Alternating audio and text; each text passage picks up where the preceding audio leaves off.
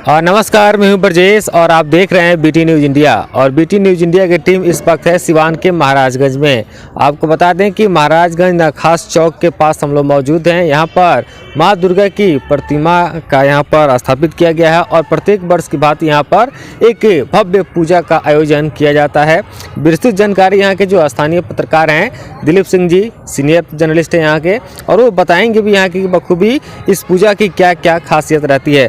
दिलीप जी, हम आपसे जानना चाहेंगे, प्रत्येक वर्ष की भांति जो पूजा होती है, पूजा में क्या क्या विधिवत होती है यहाँ पर? हालांकि पूजा में तो बहुत सारे देखे जाते हैं कि कई तरीके से विधिवत पूजा की जाती है, इसमें कुछ खास रहेगा इस बार?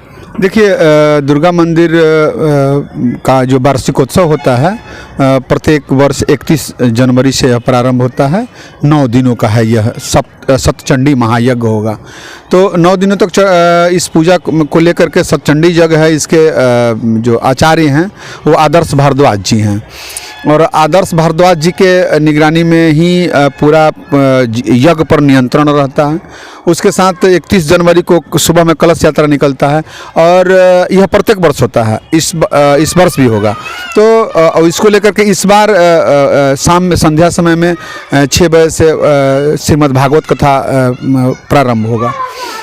देवी महिमा के साथ ही इस बार जो कथा कहने के लिए वृंदावन से आई हुई है वो उनका कथा होगा। प्रियंका शास्त्री जी आ रही हैं, तो उनका 9 दिनों तक का प्रवचन चलेगा।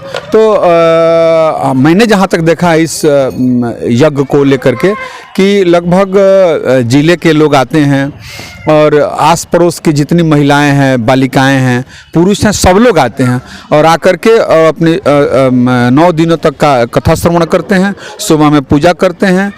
ये तरह तरह की मेला भी लगता है। अच्छा, एक चीज़ हम आपसे और जानना चाहेंगे, जो यहाँ के स्थानीय जो दर्शक हैं जो यहाँ पहुँच सकते हैं, उनके लिए रूट चार्ट क्या रहेगा जो कलश यात्रा निकलेगी उसके लिए? देखिए, कलश यात्रा कल 31 जनवरी को जो सुबह 8 बजे कलश यात्रा निकलेगा, जो यज्ञ स्थल से निकलेगा और जहाँ पर जल भरा जाएगा वो कलेक्टरी पोखरा के नाम से है।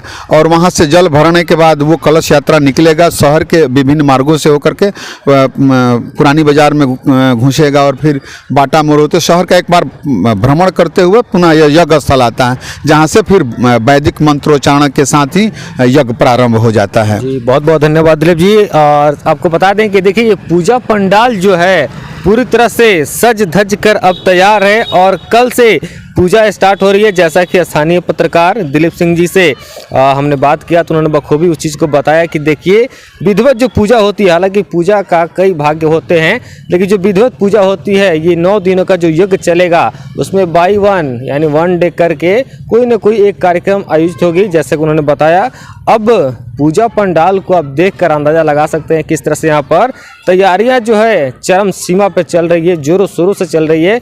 और कल 8 बजे से कलश यात्रा का जो कार्यक्रम है वो शुरू होगा।